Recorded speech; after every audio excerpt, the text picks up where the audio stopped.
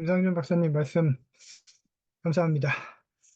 어, 네, 사진은 작년에 제가 네, 질병관리청 과제 때문에 유럽 필드워크 갈 일이 있었는데 스톡홀름에서 찍은 거라서 뭐 2, 3주에 하는 관련이 없는데 예, 어쨌든 뭐 배경 아시는 분은 아시겠지만 거기가 스톡홀름 항구잖아요. 그래서 이너 하버가 거기 또 있더라고요.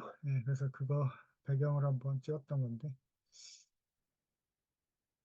그러면 시작을 해보도록 하겠습니다. 어느새 이제 마지막, 저희 시리즈의 마지막 시간이 되었는데요. 음, 오늘은 어쨌든 세 번의 이제 시리즈를 매듭 짓는 시간이기 때문에, 그래서 이제 좀 어떻게 할 것인가라고 하는 주제로 조금 얘기를 해봐야 될 것 같아요. 그래서, 어, 그 얘기들을 이제 다루는 게 오늘의 목표가 되겠습니다. 포맷에 관해서는 지난번에도 한번 말씀드렸는데 저희가 첫 번째 같은 경우에는 비교적 제 얘기를 좀 줄이고 다른 분들의 말씀을 최대한 좀 많이 들어보는, 어쨌든 주제 자체가 한국의 보건의료 개혁에 관한 것이었기 때문에 그 얘기를 그때 한 50분 정도 하고 나머지 한 7, 80분, 그때 조금 더 했군요. 90분 정도는 아마 저희가 디스커션하고 Q&A로 할애를 했고, 지난주하고 이번 주에는 조금 전달해야 되는 내용들이 제법 있어서 제가 한 8, 90분 정도 얘기를 하고 나머지 시간, 이제 그렇게 되면 4, 50분 플러스 알파가 되겠죠. 그 시간은 이제 질의응답하고 역시 디스커션으로 할애하는 그런 식으로 이해해 주시면 되겠습니다. 기본적인 아젠다는 목차는 이렇게 만들어 왔습니다. 그래서 어쨌든 연속성을 갖기 때문에 전체 시리즈의 내용을 좀 간략하게 정리, 복습을 하는 거가 있고요. 그다음에 이제 메인 바디는 크게 두 가지라고 볼 수 있는데, 하나는 우리가 보건의료 개혁이라는 걸 할 때, 특히 좀 더 나은 형태의 보건의료 개혁이라고 하는 걸 생각을 할 때, 그리고 실제로 추구하려고 할 때 뭘 좀 고민해 봐야 되냐라고 하는 내용들이 되겠죠. 그래서 하나는 정치 사회적 조건들에 대한 검토가 필요하다는 얘기를 좀 말씀을 좀 드리려고 하고, 이거는 우리가 보통 클래식이라고 하는 고전이죠. 그래서 이제 어, 오른쪽으로 해가지고요. 그렇죠. 네, 그 정치학을 중심으로 한 이제 고전들, 그 고전들에서 우리가 오늘날 이 현상을 바라볼 때 어떤 인사이트를 좀 끌어낼 수 있는가에 관해서 말씀을 일단 드리려고 하고, 그다음 나머지 한 축은 이제 구체적으로 이제 그 제도 디자인을 하려고 할 때 뭘 우리가 좀 고민해 봐야 되는가라고 하는 이슈를 다룹니다.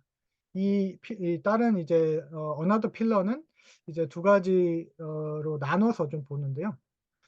하나는 이제 우리가 보통 expertise라고 하는 거.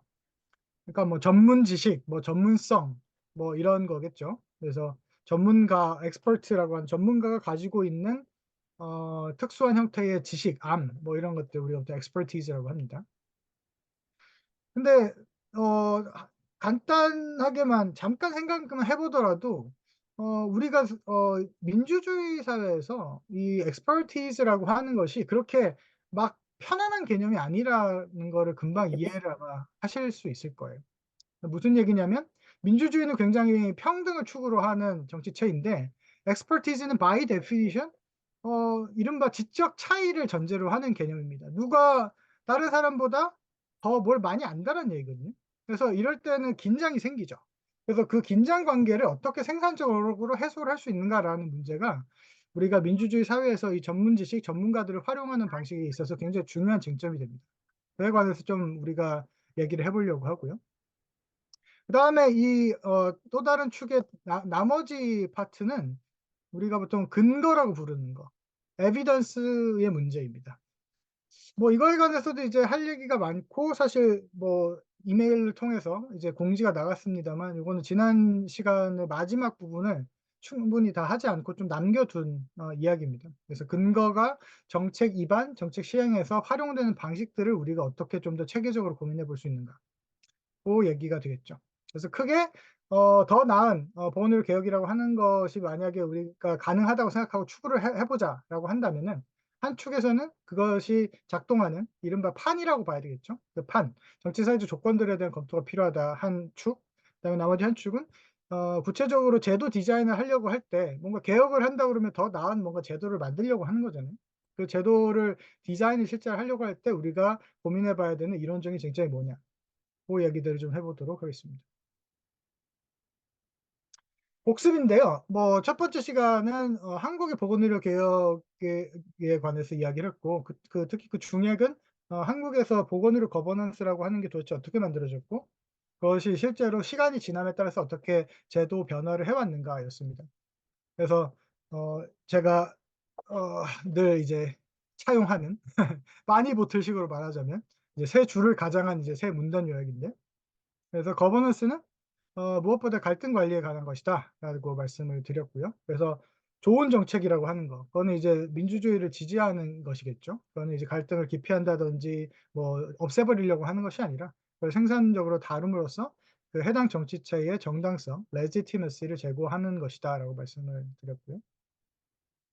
네, 구체적으로 한국에서 보건의료 거버넌스라고 하는 게 어떻게 작동했는지 작동 양식을 한번 살펴보면은 자유방임적 성격을 갖는다라고 말씀을 드렸습니다. 그리고 그걸 다른 말로 하면 어느 나라나 이제 가면은 의료 서비스, 보건의료 서비스를 제공하는 나라 어디든 국가 의사 관계가 정립되어 있는데 그 모양은 다를 수 있지만요. 근데 한국 같은 경우에는 그 관계 자체가 미정립의 형태로 남아 있다, 그렇게 말씀을 드렸고요.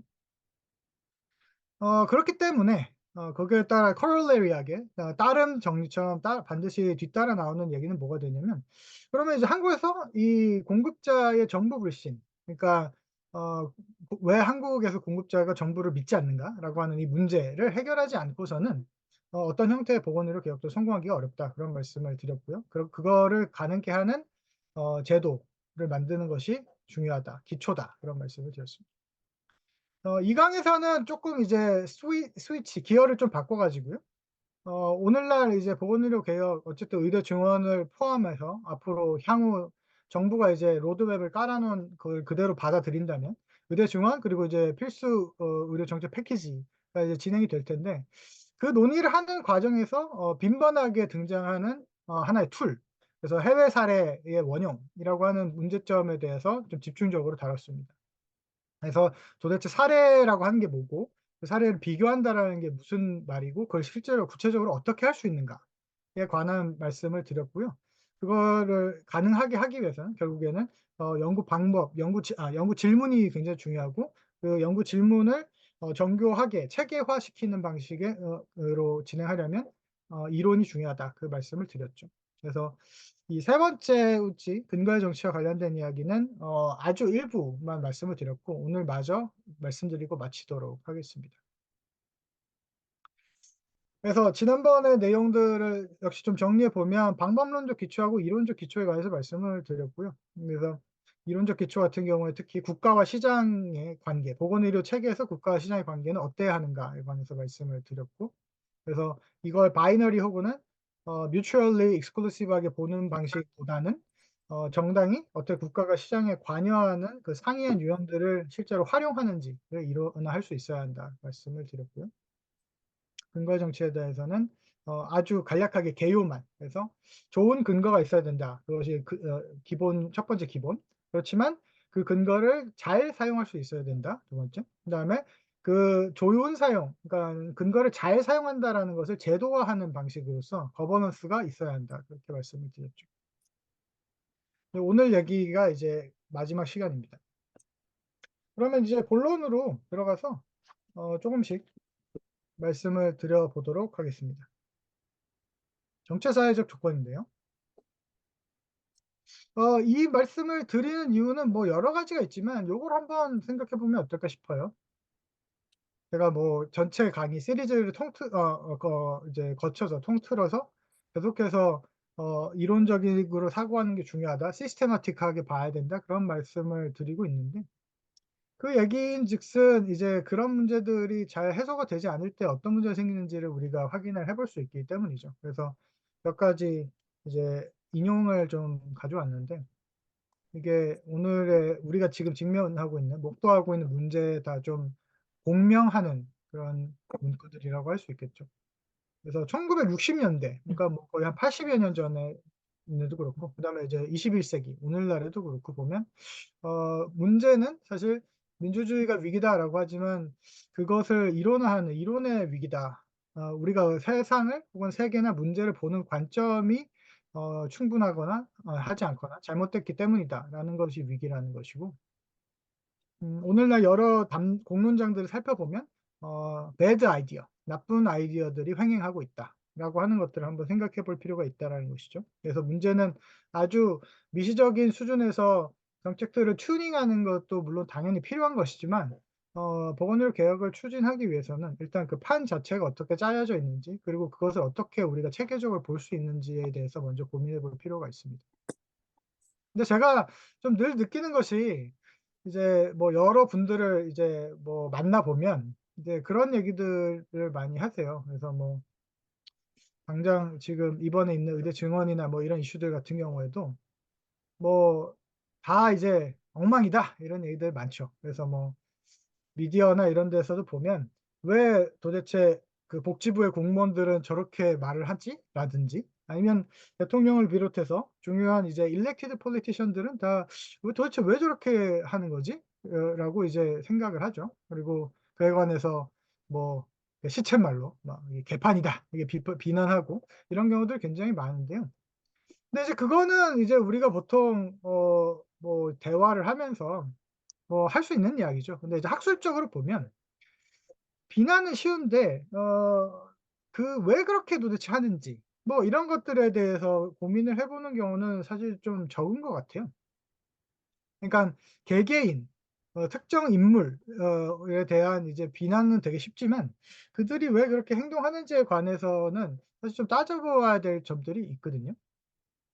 뭐 예컨대 뭐 제가 첫 번째 그 회람했던 글에서도 그렇게 썼습니다만 정부 관료가 정책을 추진하는 데 있어서 어떤 policy making을 하는 데 있어서는 기본적으로 세 가지 정도의 모티베이션이 있다고 볼 수 있어요. 그래서 정말 어떤 공리를 증진하기 위해 후생을 증진하기 위한 방식의 모티베이션도 당연히 있지만 또 많은 경우에는 credit claim 그러니까 이제 자신의 공을 이제 사실 인정받고 싶어서 하는 것도 있고 그다음에 또 어떤 경우에는 avoiding 그러니까 blame 이런 것들도 있죠. blame avoidance라고 하는 목표도 있을 수 있죠. 어떤 특정한 국면에서 내가 비난받는 것을 피하기 위해서 정책을 입안하는 경우도 있거든요. 그러니까 그런 것들이 다 사실은 좀 더 체계적으로 논의가 좀 돼 볼 필요가 있는 거죠. 근데 그걸 다 차치하더라도 우리가 상식적으로 생각을 해볼 때도 정부 관료의 가장 근본적이고 어떻게 보면 1 차적인 동기는 승진이나 경력을 디벨롭하는 것입니다. 그래서 제가 예전에 디서테이션 프로젝트 할 때도 인터뷰이들 많이 만났는데 실제로 그런 말씀하시는 분들도 있었거든요. 그러니까 보직을 공무원이 맡고 있는데 뭐 문제가 '내가 여기에 있을 동안에만 문제가 안 일어나면 된다.'라고 생각하는 사람들이 있잖아요. 우리가 사실 있다라는 걸 알잖아요. 뭐 그런 것들을 우리가 뭐 도덕적으로 비난할 수는 있겠습니다만 그것이 관료제가 작동하는 한 가지 방식이라는 것은 인정을 해야 되는 것이죠. 그래서 'Not in my term이면 된다.'라고 하는 생각들이 당연히 있을 수 있고요. 정치인의 동기는 뭐 매우 명확합니다. 이것은 뭐 거의 모든 그러니까 선거와 정치 그러니까 정치 행태에 관련돼 있는 연구 문헌들 그러니까 이제 일렉션이나 voting behavior나 뭐 이런 것들 관련된 것 문헌들에서 연구에서 아주 일관되게 관찰되는 결론입니다. 정치인의 동기는 뭐냐? re-election이다. 그러니까 재선 이외에 그 어떠한 동기도 정치인이 왜 그렇게 행동하는가를 충분히 설명하지를 못해요. 그러니까 그것이 바람직하건 바람직하지 않건 간에. 그래서 그런 부분들을 우리가 고려를 하고 사실 보건의료 개혁이라는 논의에 들어가야지 뭐 앞에서도 제가 여러 번 얘기했습니다만 뭐 어떤 대단한 사람이 막 히어로가 나타나 가지고 그 히어로가 자신의 뭐 몸을 불살라서 자신을 희생해서 뭔가를 해야 된다. 뭐 이런 식의 사고는 저는 개인적으로 별로 그러니까 리얼리스트의 관점에서는 바람직하지 않고 실제로도 플러저블 하지 않다고 생각합니다. 더더군다나 이 책임성이라는 이슈는 이 둘에게 굉장히 중요한데요. 말 그대로 정치적이고 행정적인 책임을 지는 당사자들이라는 점에서 그렇습니다. 그러니까 우리가 보통 연구자들 입장에서 봤을 때는 뭐 코로나 대응 같은 것들 저희 많이 겪었고 뭐 다들 실제로 직간접적으로 관여되시는 분들도 아마 계시겠습니다만 그런 경우에도 많은 비판들이 있었죠. 도대체 왜 이렇게 전문가들이 과학적인 근거들을 들어 가지고 recommendation 하는데 이걸 안 받느냐라고 비난은 많이 하지만 사실 전문가의 권고 그러니까 이 expertise를 수용을 하는 것은 이들의 관점에서는 전혀 당연하지 않아요. 그러니까 automatically 당연히 받아야 되는 것이 아니라는 것입니다. 거꾸로 생각해 보면 전문가들은 그렇게 말을 한다 하더라도 어떠한 책임도 지지 않거든요. 그러니까 그렇게 말을 하고 그다음에 책임지는 것은 bureaucrat이나 politician이죠. 그래서 그것에 관한 것들 그러니까 그들이 왜 그렇게 행동하는 것에 대한 이유는 사실 명확한 것입니다. 이 과정에서 이제 생기는 여러 텐션이나 conflict 같은 것들에 대해서는 우리가 이제 좀 살펴봐야 되겠죠. 그렇지만 기본적인 셋업 자체는 그럴 수밖에 없다라는 것을 보고 인정하고 들어가야 된다라는 것이죠. 그럼 이제 어. 본격적으로 우리가 좀 볼 수 있는 고전들을 좀 다시 소환을 해서 오늘날 보건의료 개혁이라고 하는 것에 어떻게 한번 좀 활용을 해볼 수 있고 좀 인사이트를 얻을 수 있느냐 고 얘기들로부터 좀 시작을 해 보겠습니다. 첫 번째는 그 윌슨이라고 하는 사람이 쓴 Political Organisations라고 하는 책인데요. 이거는 제가 이미 첫 번째 시간 때 circulate 했었던 그 문헌에 활용된 이제 이론적 분석 틀입니다. 우리가 어떤 정책을 만들어서 추진을 한다고 할 때 그것이 이제 개혁의 일부가 될 수 있겠죠. 뒤에도 시간을 좀 허락하면 저희가 그 얘기를 좀 하겠습니다만 그러니까 실제 사례를 좀 얘기를 하겠습니다만 뭐 건보 종합 계획이라든지 필수 의료 정책 패키지라든지 거기에 인제 새로운 형태의 프로그램이나 policy가 들어가잖아요.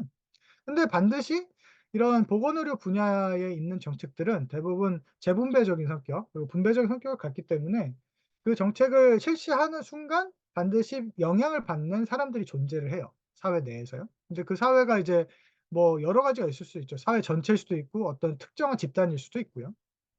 근데 이제 윌슨의 기본적인 아이디어 그리고 통찰은 뭐냐면 어떤 이슈에 관해서 뭔가 정책을 추진을 하려고 하면 반드시 비용과 혜택 그러니까 비용과 편익이 발생을 한다라는 것이고요. 그것에 따라서 아주 상이한 형태의 정치적인 갈등이 발생한다라는 것이 이 사람의 아이디어입니다. 그러면 우리가 쉽게 생각할 수 있듯이 네 가지의 셀이 존재할 수 있겠죠. 2 by 2 테이블을 그려 본다고 하면 어 두 가지 기준에 따라서 총 네 가지의 결과 셀이 생길 수가 있을 겁니다. 어떻게 되냐면 비용이 그 해당 정책에 따른 비용이 넓게 분포하든지 혹은 좁게 이제 어느 한 특정 집단에 집중되든지라고 하는 게 있을 수 있고요.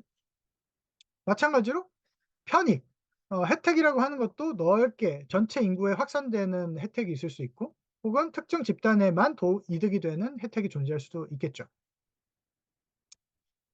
그래서 네 가지가 있을 수 있고 근데 이제 뭐 몇 가지 일종의 캐비앗들은 존재합니다. 그래서 뭐 비용이나 편익 같은 것들은 tangible 할 수도 있고 하지 않을 수도 있고 뭐 베네핏 같은 경우에도 반드시 공공재일 필요가 있는 것은 아니고 뭐 이런 게 있을 수 있죠. 그래서 말씀드린 대로 정책 변화라고 하는 것이 요 네 가지의 가능성, 네 가지 셀을 창출시킨다라고 보시면 되겠습니다. 그래서 뭐 이후에 이 아이디어 자체가 굉장히 어떻게 보면 심플하고 크루드한 것인데 이것들을 가지고 이제 뭐 시간이 벌써 한 70년, 80년 이상 흘렀잖아요. 그러니까 그동안에 다양한 연구들을 통해서 아이디어들이 발전을 했겠죠. 그래서 이렇게 테이블을 그려 보면 뭐 이런 식으로 정식화해 볼 수 있습니다. 그래서 보신 것처럼 해당 정책 규제가 이제 비용이 집중되거나 그다음에 이제 분산될 때 그다음에 그 정책 또는 규제의 편익, 혜택이 집중되거나 퍼져 있을 때라고 해서 네 가지 셀이 생길 수 있다고 말씀드렸잖아요. 그래서 각각의 형태는 고유한, 그러니까 디스팅트한 형태의 정치 갈등이 생기고, 그래서 각각의 이름을 다르게 붙여줄 수가 있습니다. 예를 들면 이제 우리가 지금 얘기하고 있는 의대 증원 같은 이슈들을 보면, 의대 증원은 어찌 됐든 간에 그 결과 대 그러니까 이거에 관해서 물론 굉장히 디베이터블 할 수는 있습니다. 저는 뭐 그것을 모르지 않는데. 근데 이제 통상적으로 본다면 의사의 수가 늘어나면 뭐 이전보다 더 문제가 해결되는 부분이 있겠죠. 뭐 지금 얘기하는 뭐 소아과 문제나 응급실 문제 등등 같은 것들이요. 그렇기 때문에 혜택은 대단히 디스퍼스해지지만 의사들의 직접적인 이해관계를 건드리기 때문에 당연히 이제 비용은 집중되죠. 그래서 요런 경우에는 엔터프레이너 폴리틱스라고 하는 고유한 형태의 정치 갈등이 발생을 하게 됩니다. 그래서 요런 식의 아이디어들을 우리가 좀 생각을 해볼 수가 있다는 거죠. 그러니까 단순히 의대 증원에 관해서 뭐 정부에 대한 비판을 할 것이 아니라 이런 분석 틀에 의거해서 얘기를 해 보면 훨씬 더 시스테마틱한 논의들을 펼칠 수가 우리가 있게 된다는 것이죠. 어 그래서 이 윌슨 같은 경우에는 이른바 그 조직화가 되어 있는 이익 집단들 간의 을 둘러싼 정치라고 하는 것은 어떻게 돼야 되는가에 관해서 음 좀 설명을 했는데, 그러니까 아이디어란 셋업으로 본다면 그 정치는 이게 organized effective party가 들리고, 그러니까 이제 영향을 받는 사람, 그러니까 뭐 간단하게 이야기하면 여기서는 이제 의사 집단이라고 하죠. 그래서 의사 집단들이 목소리가 청취가 되고, 그다음에 그들의 선호가 고려가 되며, 그다음에 그 정책에 따른 결과가 이제 디베이트가 된다라고 하는 것을 전제로 하는 것이죠. 그러니까 우리가 일반적으로 바람직한 형태의 이익 집단 정치라고 할 때는 적어도 이 세 가지 의 항목이 충족을 할 때를 가리키는 것입니다. 이렇게 우리가 지금 보고 있는 요 셀 같은 경우에는 제목이 엔터프리너 폴리틱스잖아요. 그러니까 그 말인즉슨 엔터프리너십이라고 하는 게 굉장히 중요해진다는 얘기예요. 왜냐하면 편익은 기본적으로 넓게 확산되지만 비용이 집중되기 때문에 해당 집단의 격렬한 반발을 초래할 수 있거든요. 그렇기 때문에 policy 엔터프리너의 역할이 되게 중요해집니다. 그래서 실제로 헬스 policy에 보면 뭐 이런 식의 논문들, 그래서 policy 엔터프리너십이 어떻게 작동하는지에 관해서 쓴 논문들 굉장히 많고요. 근데 우리나라 상황을 한번 생각을 해 보면, 지금 현재 상황을 생각을 해 보면 이 역할이 있다고 말하기는 좀 어려울 것 같아요. 그게 이제 정치권에서도 그렇고 지금 의사 집단 내에서도 그렇고 이 문제들을 해결하는 policy 엔터프리너가 있느냐 라는 것들에 대해서는 긍정적으로 답변하기 좀 어려울 것 같습니다. 그래서 아마 문제가 계속해서 좀 교착 상태로 문제가 풀리지 않는 하나의 원인이라고 봐야 되겠죠. 두 번째 논의로 넘어가 보겠습니다. 샤츠 슈나이더라는 사람인데요. 뭐 거의 이제 80 년이 넘는 그 시간을 어떻게 보면은 survive 해서 여전히 이제 고전으로 불리고 있는 작업이라고 할 수 있습니다.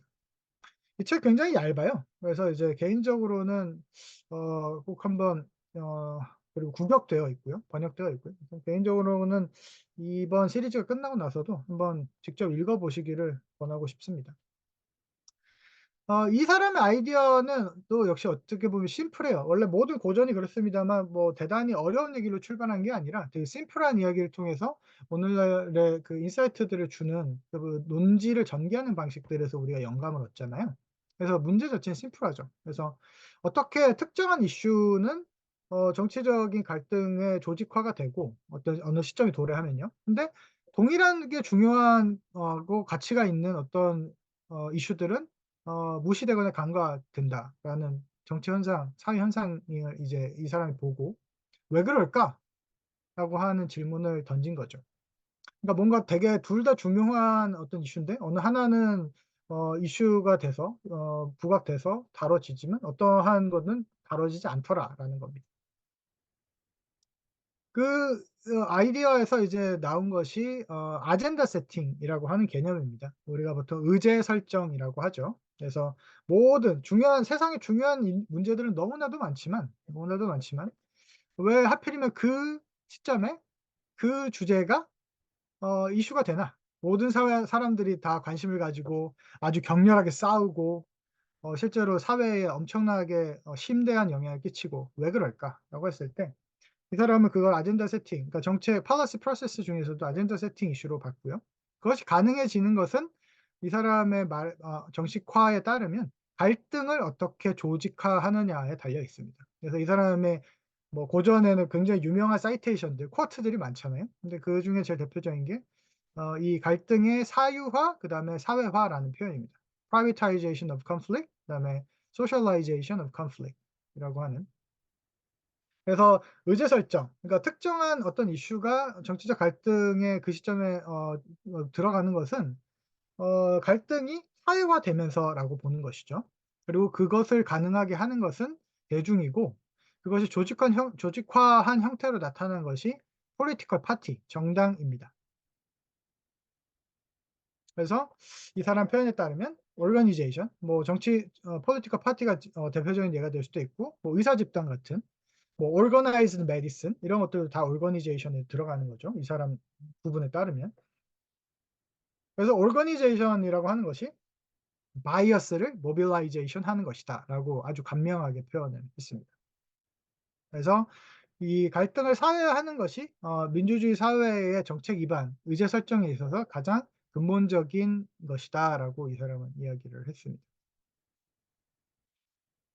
이거는 이제 약간 뭐 제가 설명을 추가적으로 좀 드리면 이 책이 1960 년도에 쓰여졌다고 말씀드렸잖아요. 그러니까 그 당시 맥락이 있는 것이죠.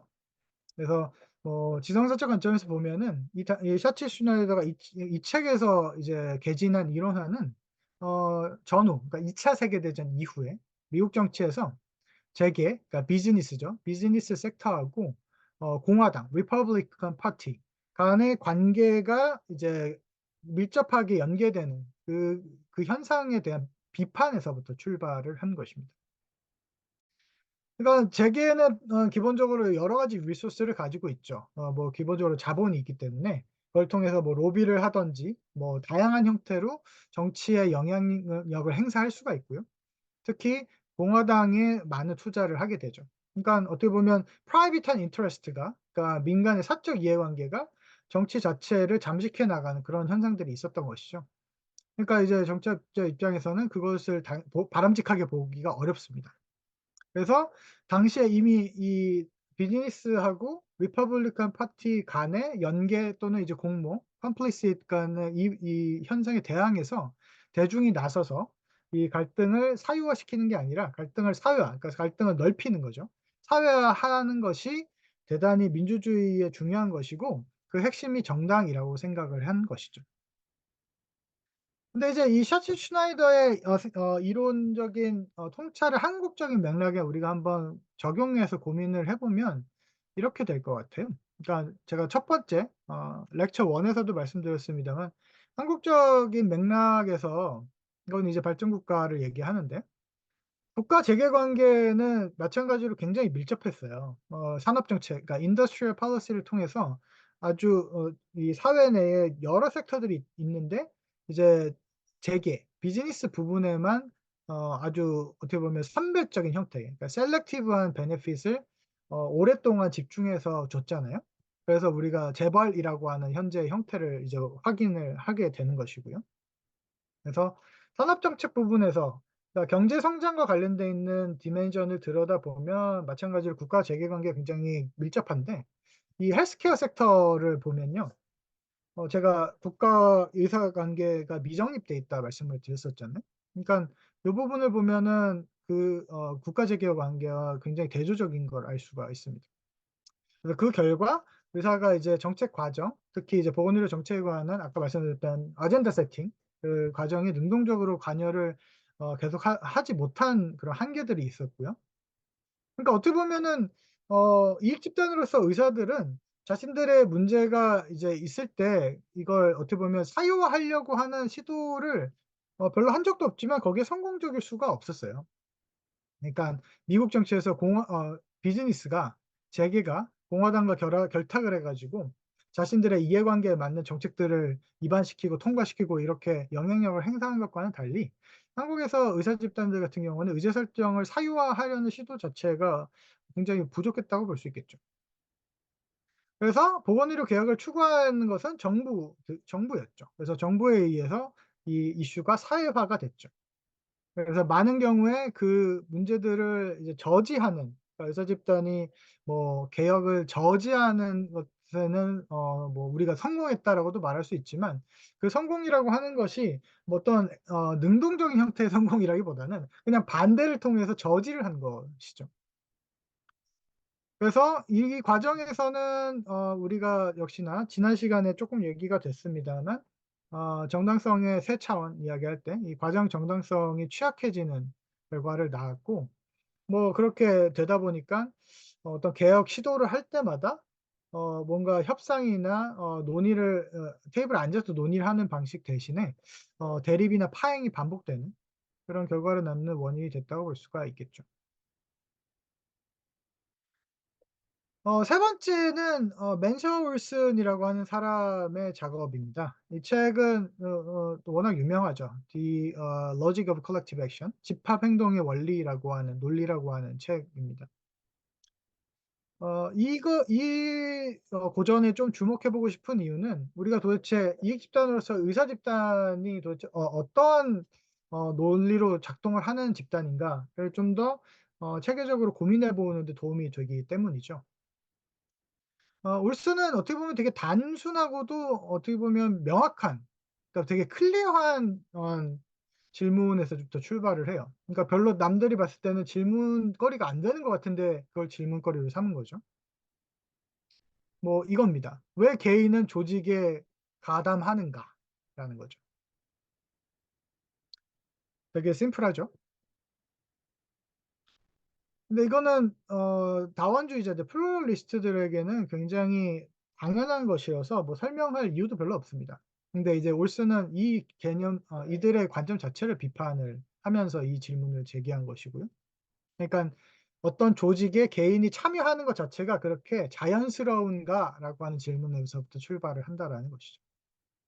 그렇게 자연스러운 일이 아니라는 게 이 사람의 이제 주장이 되겠죠. 왜 그러냐면 이 사람이 이제 모든 그 논의의 이제 중핵, 그 코어에 들어가 있는 개념은 free ride예요. 무임승차, free riding. 그래서 free riding이라고 하는 문제가 있기 때문에 어떤 조직에 내가 가담을 해서 그 조직에 관련돼 있는 일을 어떤 일을 한다라는 것 자체가 그렇게 당연하거나 자연스럽지 않다라고 주장을 한 거죠. 근데 이제 이 책은 굉장히 이제 많은 통찰을 주기도 하지만 후대의 연구자들에 의해서 굉장히 많은 비판을 받았습니다. 근데 또 고전의 기능이 또 그런 게 있거든요. 되게 다 맞는 말만 한다고 고전이 아니고요. 다 맞는 말만 할 수가 없는 것이 일단은 세월이 너무 많이 지났기 때문에 오늘날과 비추어 봤을 때는 다른 얘기들이 굉장히 많거든요. 근데 그럼에도 불구하고 어떤 가치를 갖는 거죠. 그런 부분을 이제 우리가 주목을 해 보는 거죠. 그래서 올슨의 주장, 논리를 따르다 가다 보면요. 이 free riding이라고 하는 문제 굉장히 pervasive 해 가지고 문제가 있는데 이거를 막을 수 있는 극복할 수 있는 세 가지 방법이 있을 수가 있다고 얘기합니다. 하나는 뭐 당연히 이제 강제로 가입시키는 게 되겠죠.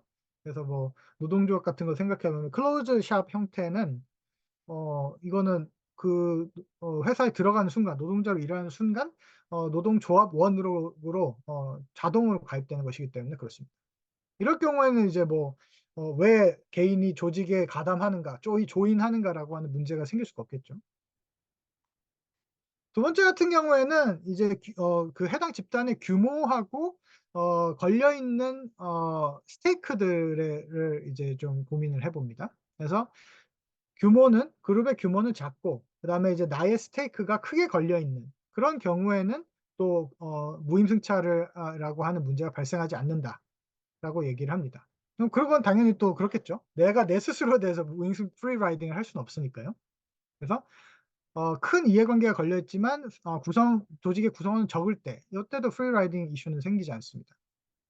그다음에 세 번째가 사실 뭐 제일 중요한 이슈가 될 수 있는데 세 번째는 뭐냐면 선별적인 혜택 셀렉티브 베네핏을 제공을 할 때 어떤 한 개인은 특정한 조직에 가입을 할 수가 있습니다. 그 베네핏을 얻기 위해서 거기에 들어가는 거죠. 근데 이제 이거에 관해서 이제 여러 가지 반론이 있을 수 있어요. 그걸 한번 살펴보죠.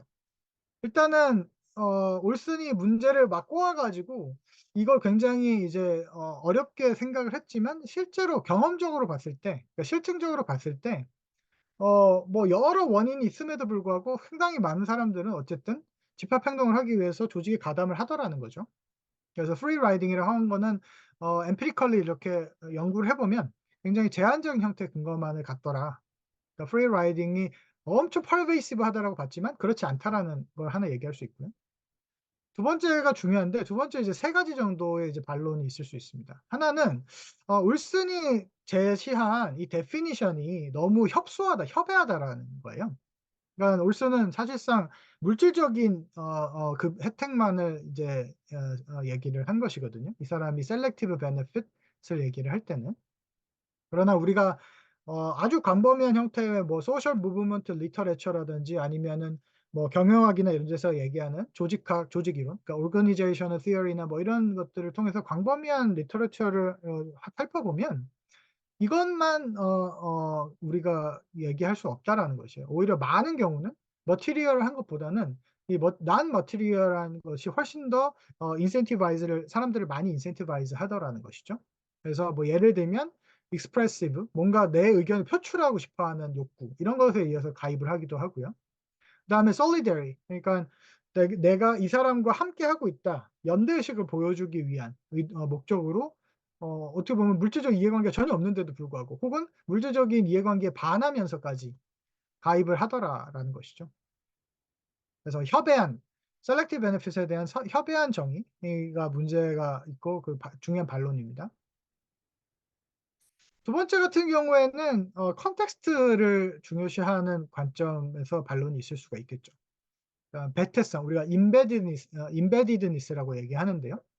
많은 경우에 올슨은 대단히 그 개인을 원자론적으로 이해를 했지만 우리가 많은 조직들을 살펴보면 특히 voluntary organization 자발적인 결사들을 살펴보면요.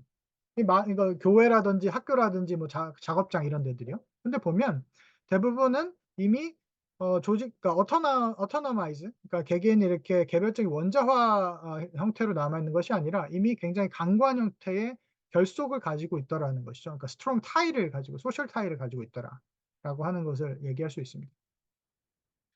마지막으로는 올슨은 개개인을 대단히 이제 냉철한 그러니까 쿨 혹은 rigorous한 calculator로 상정을 해요. 그러니까 비용 편익을 아주 합리적으로 계산을 해서 그거에 따라서 움직인다라고 전제를 이론적인 전제를 깔았거든요.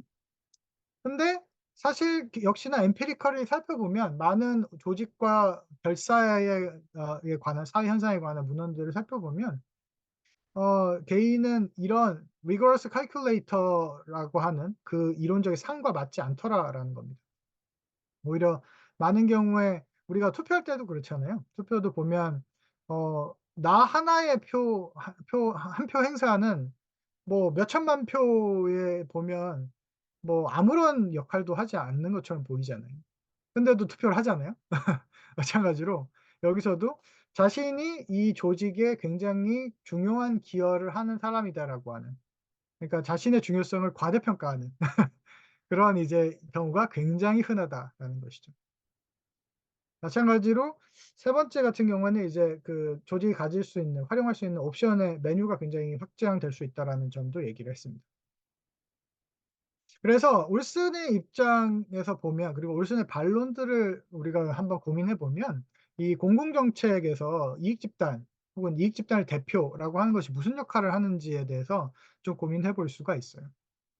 가장 중요한 거는 제가 생각할 때는 도대체 이 조직이라고 하는 이 조직이 갖는 이 사람들의 표현에 따르면 internal life 그 내 조직의 어떤 생애라고 하는 게 존재할 수 있잖아요. 이 조직은 어떻게 만들어져서 어떤 과정을 거쳐서 시간에 따라서 이렇게 변화해서 이러한 이펙트를 낳았다라고 하는 그 조직에 대한 인터널 라이프가 존재를 할 수가 있는데 그것들에 대한 연구들이 필요하다라는 것입니다. 그렇지만 이제 뒤에서 이제 정리할 때 말씀드리겠지만 한국에서는 이 특히나 의사 집단 혹은 공급자 집단에 대한 이 인터널 라이프를 연구하는 그 내용들이 굉장히 많이 빠져 있어요. 마지막으로 바텔스 앤 에이켄의 가장 최근 연구를 좀 살펴보겠습니다. 뭐 이거는 이제 민주주의에 관한 사고를 좀 전환할 것을 촉구를 하는 굉장히 좀 펀더멘털한 형태의 일종의 매니페스토라고 보시면 돼요. 제가 그래서 이번 시간에 좀 시간이 되시는 분들은 미리 한번 살펴보시면 좋겠다라고 이제 서제스트 리딩으로 드린 이유도 그 때문입니다. 많은 경우에 보면 민주주의에 관해서 굉장히 어떻게 보면 아웃데이티드 되어 있는 뭐 올드 패션하면 그나마 좀 다닐 수 있지만 제가 느끼기에는 아웃데이티드 돼 있는 그런 관점들을 여전히 정책하는 사람들이나 특히 보건의료 분야에서는 가지고 있지 않나 이런 좀 생각을 하게 되거든요.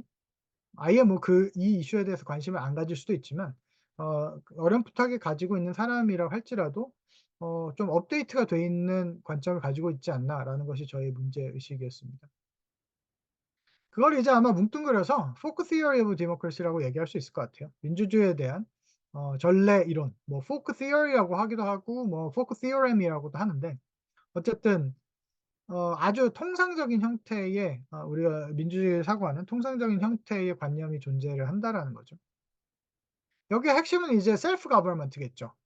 뭐 그 학창 시절에 뭐 중학교 때나 고등학교 때 뭐 사회 시간 같은 데 보면 뭐 얘기들 많이 나옵니다. 뭐 자기 통치, 뭐 인민의 자기 통치 뭐 이런 것들이 민주주의의 핵심이다라는 얘기를 많이 하잖아요. 그러니깐 유권자는 통치할 뿐만 아니라 대표되어야 되는 존재가 되는 것이죠.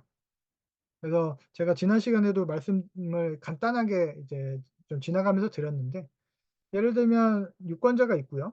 그 유권자가 자신을 잘 대변해 주는 정당에게 투표를 합니다. 마치 이제 어제처럼요. 예 어제 이제 선거처럼 그 공약을 보고 그 자신의 의견 자신을 잘 대변해 주는 정당에 투표를 하는 거죠. 그러면 그 정당이 많은 이제 득표를 하게 되면 집권 정당이 되겠죠. 그러고 나서 그 집권 정당이 이제 자신들이 공약을 했으니까 약속한 대로 해당 정책들을 이제 집행을 하겠죠. 그렇게 되면 당연히 해당 그 투표를 한 유권자들은 자신의 이해관계, 선호, preference가 실현된 게 되겠죠. 그러니까 당연히 자신의 이해관계가 실현이 됐기 때문에 그 정당을 계속해서 지지할 이유가 생깁니다. 그러니까 이런 식의 선순환 있잖아요. 그러니까 virtuous circle 이라고 하는 것이 우리가 일반적으로 생각하는 민주주의에 대한 기본적인 이해이죠. 근데 이 책은 전반적으로 우리가 일반적으로 알고 있는 이 Folk Theory of Democracy가 왜 틀렸는지를 아주 통렬하게 반박하는 이론적으로도 탄탄하고 그다음에 이제 경험적으로도 굉장히 중요하고 많은 사례들을 들여서 설명을 하고 있습니다. 그래서 요 부분에 관해서는 역시나 한번 읽어 보시기를 제가 권하고 싶어요. 뭐 내용들이 굉장히 많기 때문에 제가 다 이야기하면은 뭐 오늘 시간을 제가 90 분을 다 쓴다고 하더라도 감당을 못할 것이기 때문에 지금부터는 쪼끔씩 축약해서 말씀드리는 걸로 하겠습니다. 다 잊어버리셔도 좋은데 요 마지막 문장 하나 기억해 주시면 좋겠어요. 그래서 대부분 보면요. 시민을 어떻게 보느냐. 제가 말씀드린 거에 따르면은 시민은 주권자잖아요. 그렇기 때문에 정당은 그 주권자의 대리인이 됩니다. 근데 이 사람들이 얘기하는 건 뭐냐면 시민은 마스터 주권자가 아니고요. 주권자가 아니고 미러다 이렇게 얘기합니다. 그러니깐 관계가 전도돼 있다라는 뜻이겠죠.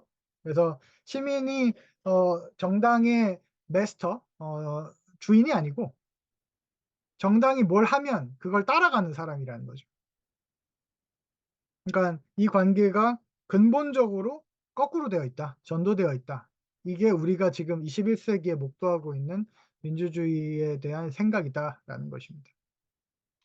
그래서 이제 이 책은 굉장히 어떤 점에서 이 포크 시어리라고 하는 것이 작동하지 않는지를 아주 정교하게 설명을 해 줘요. 뭐 예를 들면 이제 여기서 가정하는 몇 가지 어썸션들이 있는데 이게 굉장히 너무 이제 엄격해 가지고 현실에 다 대입을 해 보면은 이게 안 맞는다는 얘기를 하는 겁니다.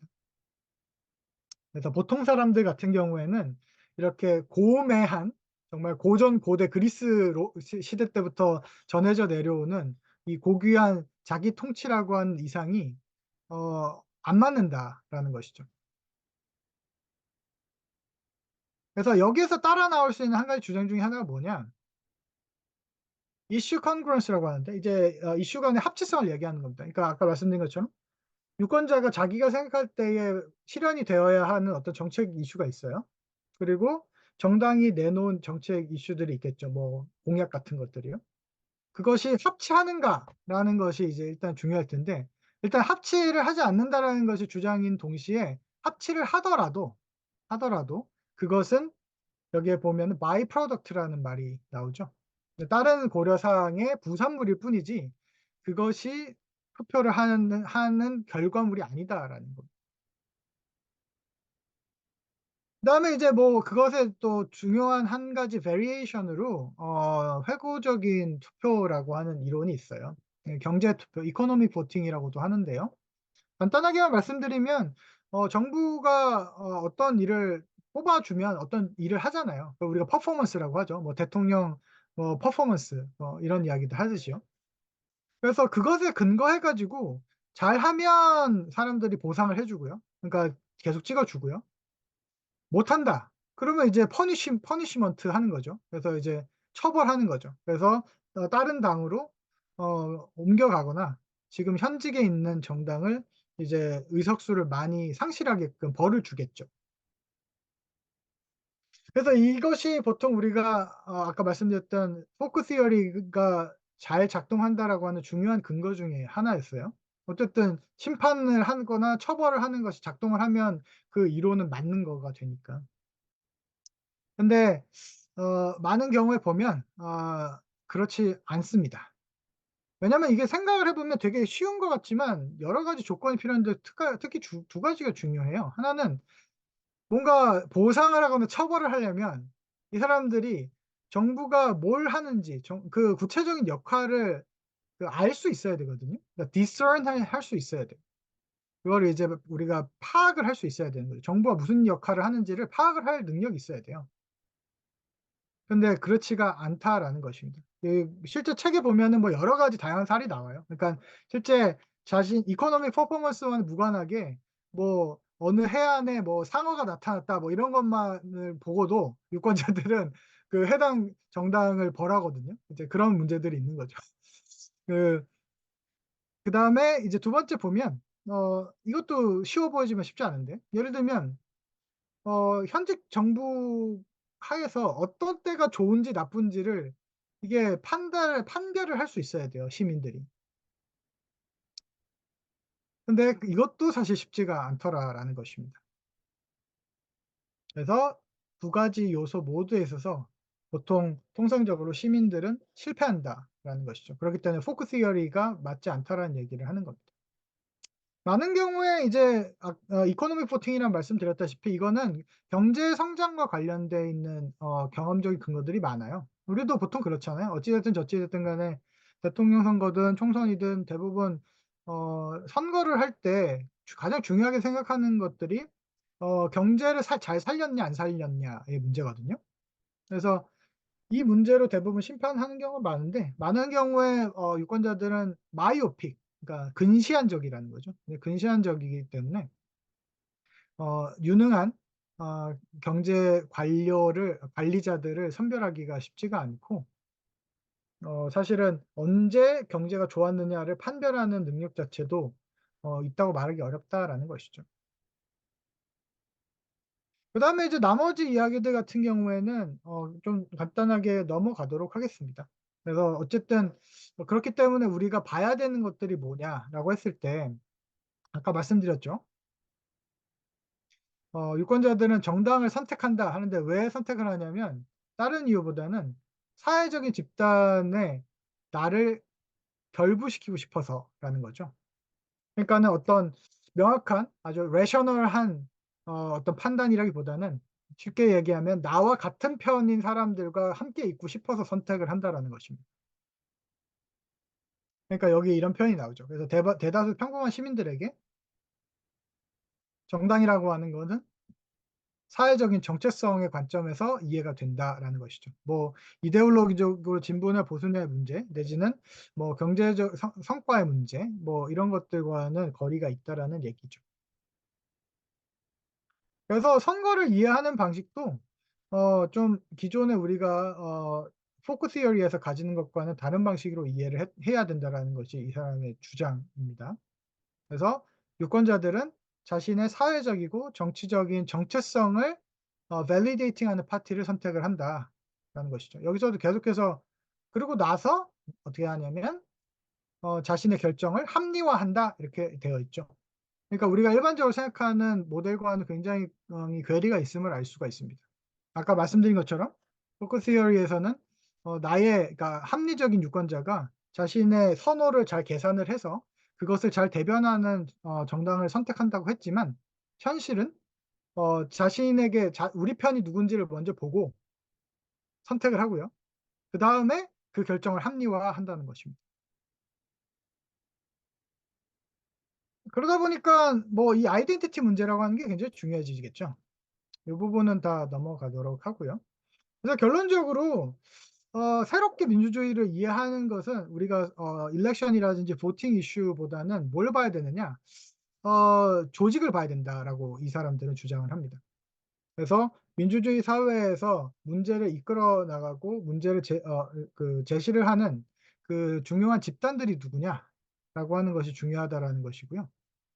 그래서 그룹 타이즈 그다음에 소셜 아이덴티티 이런 것들이 정치의 가장 중요한 베이스가 되고요. 실제 선거 결과는 뭐 정책 내용과는 거의 관계가 없습니다. 그래서 권력의 관점에서 이 집단의 갈등들을 이제 이해하는 것이 새로운 민주주의 상을 이해하는 데 가장 중요하게 됩니다. 그래서 결과적으로 정리를 해 보면 요거는 이제 향후 연구 과제를 얘기하는 거고요. 요렇게 한번 정리를 해 보도록 하죠. 그래서 앞서 말씀드렸듯이 샤트슈나이더는 인제 아주 옛날 오래된 이상 있잖아요. 서구 민주주의의 이상. 예 발전한 이 이론이 일반 시민에게 과도한 그 이상적인 역할을 요구하고 있다. 이걸 인지를 하고 있었어요. 그리고 그 당시에 이제 20 세기 중엽에 보면은 그 민주주의 사회 현실이 이상이 못 미친다라고 하는 걸 보면 대부분의 사람들은 '아 이게 전부 다 일반 시민들이 다 무식하고 무지해서 그렇다.'라고 비판을 했었거든요. 근데 이제 샤츠 슈나이더는 그런 관점이 잘못됐고 민주주의 이론이 요구하는 것을 달성을 하려면 "조직이 중요하다. 그래서 정당이 그런 역할을 수행을 한다."라고 이야기를 했다는 점에서 이제 중요한 증거가 되는 거죠. 반면에 이제 방금 보신 바텔스나 에이켄의 이 최근 저작 2016년 저작은 왜 이제 모던 클래식이라고 부르냐면 샤츠 슈나이더의 중요한 통찰들을 이어받아요. 이어받는데 문제는 뭐냐? 정당이 중요한 거는 맞는데 이 정당이 샤츠 슈나이더가 주장한 대로 더 이상 작동하는 시대가 아니라는 거죠. 그래서 오히려 핵심은 정당 조직을 실제적으로 추동하는 이 집단들을 분석을 해야지 뭐 선거라든지 투표라든지 이런 것들로 문제를 해결할 수가 없다라는 것이죠. 그래서 여기서 핵심적인 소셜 그룹이라든지 인터레스트 그룹 요거에 분석을 하는 것이 굉장히 중요해집니다. 그래서 일단 여기까지 4 가지의 이론적 자원들을 가지고 오늘날 현상을 우리가 어떻게 좀 볼 수 있는가에 관해서 말씀을 드렸고요. 그래서 요 얘기는 뭐 제가 나중에 시간이 있으면 쪼끔 더 하는 걸로 하죠. 왜냐면 그래서 조직이 중요해지고 거기에서도 특히 뭐 "인터레스트 그룹의 역할이 중요해진다."라는 것이 최근 민주주의 이론의 결론이라면 우리 논의로 돌아와 가지고 이 이사 집단 이 프로바이더들 같은 경우에는 실제적으로 어떻게 작동을 하고 있지를 좀 들여다봐야 되잖아요. 근데 이제 미국 같은 경우에는 그런 연구들이 역시 뭐 우리보다는 많습니다. 거기도 뭐 아직 많지는 뭐 풍부하다고 말하기는 좀 어렵지만 우리보다는 관련 연구들이 좀 있는데요. 예를 들면 이 수가 결정 과정 있잖아요. 요 과정에 대한 연구를 한 작업들이 좀 있어요. 그래서 이걸 우리가 보통 업데이트 커미티 혹은 RUC라고 부르는데, 이 내용들을 보면 실제로 이 조직들이 어떠한 방식을 통해서 자신의 이해관계를 관철시키는지를 우리가 이해를 해볼 수가 있습니다.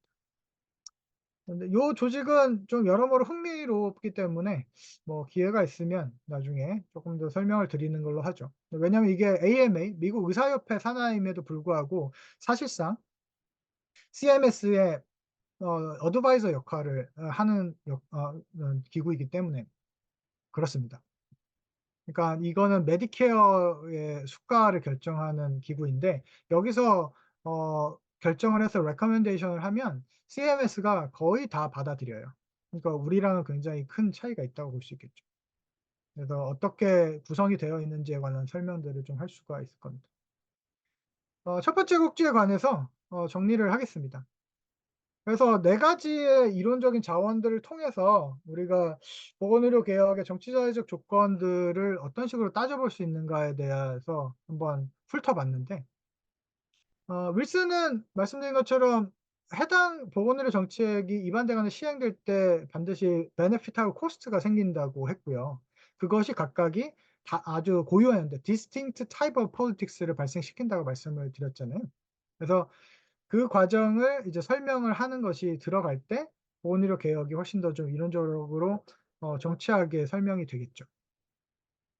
그다음에 이제 샤트슈타이더하고 발테스라인 에이켄 같은 경우에는 민주주의에 관한 집단 이론이라고 하는 것이 이제 오늘날 가장 업데이트되어 있는 형태의 민주주의 이론인데, 그 관점에서 본다면 보건의료 부문에서 의제 설정이라든지, 그러니까 아젠다 세팅, 프라이어타이제이션 이런 것들에서 정당이 어떤 역할을 수행하는지 앞으로 연구가 돼야 될 거고요. 특히 이 과정에서 정당의 중요한 구성 세력이나 아니면은 뭐 대립하는 집단으로서 이익 집단이 보유한 전문 지식이 어떤 역할을 하는지, 그것들을 우리가 좀 봐야 되겠죠. 그다음에 마지막으로 올슨의 논의를 통해서 우리가 끌어낼 수 있는 한 가지 인사이트는 뭐냐면, 의사 집단 자체의 이 organizational life 혹은 internal life라고 하는 것에 대한 연구가 필요하구나라는 걸 알 수 있겠죠. 그래서 의사라고 하는 개개인들이 어떻게 조직을 형성을 하고, 그다음에 어 정부와 어떤 관계를 맺고 이거 시간의 지남에 따라서 어떻게 변하는지 혹은 변하지 않는지, 이런 것들을 연구하는 작업들이 있어야 된다라는 것입니다. 제가 느끼기에는 요 세 가지 그러니까 네 가지 자원에 근거한 세 가지 질문들 모두 한국적인 맥락에서는 극히 논의가 되어 있지 않다라고 보고 있습니다. 그래서 요런 것들을 이제 퓨처 어젠다로 우리가 좀 얘기를 해 보고 싶다라는 것이고요. 그래서 제가 세 번째 이제 계속해서 말씀드리고 있습니다만, 네. 그래서 이러한 것들에 관한 관심이 되게 중요하고 많은 분들이 관심을 가져서 실제 연구 역량도 늘어나고 그런 풀들도 늘어나기를 개인적으로 희망하고 소망합니다. 일단 여기까지가 첫 번째 이야기가 됐고요. 그다음에 두 번째 이야기는 아까 말씀드렸던 실제 그 제도 디자인을 할 때의 어떤 이론적인 쟁점들이 있는가에 관한 말씀을 좀 드려야 될 것 같아요. 요 이야기를 하기 위해서는 저희가 1강 때 말씀드렸던 논의로 조금 돌아가 보면 좋을 것 같습니다. 그때 당시에 제가 뭐 일종의 의대 증원 자체에 대한 찬성 반대 이야기하고, 그다음 최근 논의들 하면서 뭐 논자들 일부에 대해서 소개한 적이 있었습니다. 그래서 뭐 어떤 분은 일종의 이제 인구 결정론에 근거해 가지고 우리가 이제 저출생 고령화 국면이기 때문에 이미 우리는 이제 되어 있다. 그러니까 이제 뭐 이제 어쩔 수 없이 이제 망하는 길로 가고 있다. 뭐 이렇게 얘기하시는 분들도 있었고, 어떤 분들은 이제 뭐 그러니까 디맨드 사이드에서, 그래서 사람들의 의료 행태, 그러니까 유틸리제이션을 좀 바꿔야 된다. 사람들의 의료 이용 행태를 바꿔야 되기 때문에 뭐 본인 부담금을 상한을 늘린다든지 아니면 실손보험을 손봐야 된다. 뭐 그런 이야기들 하시는 분들도 있다고 그때 소개를 드렸었죠. 근데 이제 제가 보기에는 그런 기존 논의들에서 빠져 있는 것들이 바로 보건의료 부문에서의 그 정당성이라고 하는 이슈였습니다. 그래서 legitimacy를 어떻게 사고할 것인가라고 하는 이슈는 우리가 앞서도 말씀드렸지만 의사들이 정부 불신의 문제 이런 것들을 다 근원으로 거슬러 올라가면 만나는 키워드거든요. 뭐 "정부가 나한테 뭐 해준 게 뭐가 있다고 나한테 간섭하느냐?"라고 하는 그런 질문들부터 시작해서 지금 2,000 명이라고 할 때에 "왜 2,000 명을 고집하느냐?" 뭐 이런 것도 전부 다 그 정당성과 관련돼 있는 이슈들이거든요. 그러니까 당 정부나 아니면은 정치인들이 내놓는 입장에 대해서 내가 개인적으로 동의가 안 되는 거죠. 그럼 거꾸로 얘기해 보면 보건의료에서 정당성이라는 하는 이슈가 해결이 잘 되지 않으면 아까 말씀드린 것처럼 어떤 형태의 보건의료 개혁도 펀더멘탈한 차원에서 우리가 긍정적으로 수행을 할 수 있을 거라고 기대할 수가 없다라는 얘기가 됩니다.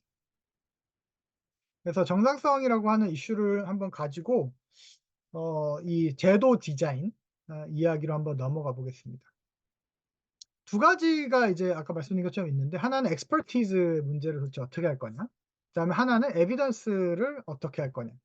이 각각이 다 뭐 정책이나 아니면 정치라고 하는 이슈하고 다 갈등 관계 혹은 긴장 관계에 있단 말이죠. 그래서 그것들의 관계를 어떻게 생산적으로 가져갈 것이냐가 이 정당성을 확보하는 데 대단히 중요할 수밖에 없습니다. 거꾸로 얘기하면 다시 지금 현재의 국면에서 보면 의대 증원을 비롯한 필수 의료 혹은 지역 완결력 의료 체계를 위한 이 보건의료 개혁이라고 하는 것 자체가 전부 다 이 긴장을 생산적으로 풀어낸 이 긴장 관계 혹은 갈등 관계를 생산적으로 풀어내는 데 실패하고 있다고 봐야 되겠죠. 즉 이제 expertise를 정치와 연결시키는 과정에서 실패하고 있고 그다음에 근거를 사용하는 방식에 있어서도 실패하고 있다 이렇게 봐야 되겠죠. 먼저 expertise와 관련된 이야기를 좀 드리면요. 역시나 아까 말씀드렸던 샤츠슈나이더 책과 더불어서 이 책도 이제 기회가 되면 나중에라도 물론 이 책이 가장 제가 권하는 책 중에서 제일 좀 그 시쳇말로 제일 어렵습니다. 제일 덴스하다고 봐야 되겠죠. 그래서 그렇지만 굉장히 중요한 인사이트들을 제공해 주는 좋은 책이라고 저는 생각을 하고요. 그래서 관심 있는 분들은 나중에 한 번이라도 이렇게 들춰보면 좋을 것 같아요. 뭐 나중에 기회가 되면 저희가 또 뭐 강독을 하는 형식으로 같이 한번 해소를 해볼 수도 있을 거라고 생각을 합니다. 어쨌든 이 크리티컬 엘리티즘이라고 하는 것이 이 expertise의 문제를 정면으로 다루고 있는 좋은 저작입니다. 그 이후에 한 4년 정도 뒤에 제인의 파묵의 이 책도 나왔는데요. 역시나 그 민주주의 사회에서 과학을 어떻게 활용할 것인가라고 하는 이슈에 관해서 굉장히 좋은 책인데 각각 이제 영국의 요크 대학하고 그다음에 옥스퍼드에 있는 연구자들입니다. 그래서 여기에서는 제가 일단 기본적으로 어쨌든 지난번에 또 다 강의 자료들은 제가 회람을 했기 때문에 참고적으로 책 전체 내용을 다 담긴 했습니다만 저희가 시간이 무한정 있지 않으니까 다 역시 다루긴 좀 어려울 것 같아요. 그래서 핵심만 제가 좀 하이라이트 하고 싶은 부분만 말씀드리고 넘어가겠습니다. 그래서 일단 그 expertise라고 하는 것은 맨 처음에 말씀드린 것처럼 지적 차이를 전제로 하는 개념이죠. 그러니까 어떤 사람은 다른 어떤 사람보다 뭐 특정 주제에 대해서 뭘 더 많이 알고 있다라는 얘기가 돼요. 그러니까 이거는 지적으로 평등하지 않죠. 근데 민주주의 사회는 기본적으로 이퀄한 모든 각각은 다 동등하게 뭐 한 표를 모두 한 표 행사한다라는 점에서 그렇지만 기본적으로 다 동등한 권리를 보장받아야 하는 존재로 인식이 됩니다. 그러니까 민주주의는 이퀄이라고 하는 거를 근간으로 삼고 있기 때문에 expertise라고 하는 것은 그 어떻게 보면 근본적으로 불화하는 개념이죠. "둘이 같이 가기가 힘들다."라는 얘기예요. 그래서 보면 뭐 그것이 갖는 긴장 관계에 대한 이야기들을 합니다. 그래서 예를 들면 어 전문가들이 "민주주의에 위험하다." 이런 주장이 당연히 있을 수 있겠죠. 그렇지만 동시에 전문 지식이라고 하는 것이 민주주의에 기여하기도 해."라고 하는 주장도 있을 수가 있습니다. 근데 이거는 그 양극단이죠. 그래서 뭐 전문가의 뭐 종언을 얘기하는 사람도 있지만 전문가주의를 얘기해서 이제 사회가 복잡해지고 고도화될수록 전문가들에게 의존해지는 경향이 심화하기 때문에 우리는 이제 사실상 이제 어떻게 보면 '민주주의가 아닌 사회로 가고 있다.' 뭐 이런 식의 우려들도 있잖아요. 근데 그것이 두 개가 이제 갈등하는 관점이라고 볼 수가 있는 것이죠. 그래서 이 부분을 보시면 그러니까 전문 지식을 민주적으로 활용하는 방식들에 관해서 특히 한 세 가지 정도를 얘기를 해볼 수가 있습니다. 그러니까 다시 얘기하면 민주주의 사회에서 전문 지식이 기여하는 적어도 세 가지 경로가 있다라는 얘기가 되겠죠.